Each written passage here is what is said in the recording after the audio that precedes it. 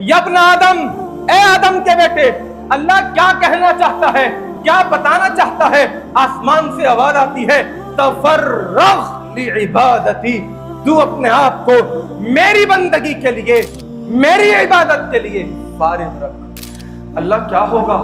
املأ صدرک غنا، میں تیرے سینے کو غنا سے بھر دوں گا، میں تجھے غنی کر دوں گا۔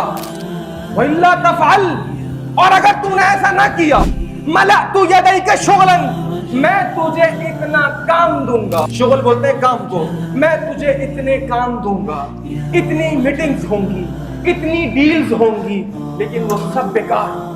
انسان کہتا نا یار ڈیل ہو چکی تھی، پارٹی نے بیک مار دیا، یار چیک آیا ہوا تھا، پارٹی نے کینسل کر دیا، یار میری دکان میں کسٹمر آ چکا تھا، مال دیکھ چکا تھا، مال نکال کر اس کے سامنے رکھ چکا تھا، لیکن ان دی اینڈ خالی ہاتھ چلا گیا، بکری نہیں ہوئی۔ میں تیرے ہاتھوں کو شغل سے، کام سے بھر دوں گا۔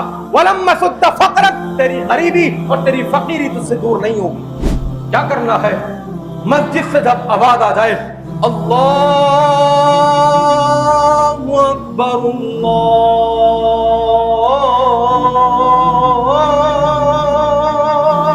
اکبر، سارے کام کاج کو چھوڑ دینا ہے، اپنی دکان کے شٹر کو گرا دینا ہے، اپنی میٹنگز کو برخاست کر دینا ہے، محفلوں کو برخاست کر دینا ہے، اور نماز کے لیے اٹھ کے چلے جانا ہے۔ رب کہتا ہے میرے بندے، زمین پر تیرا یہ عمل مجھے اتنا پسند آتا ہے، میں تیرے سینے کو غنا سے بھر دوں گا۔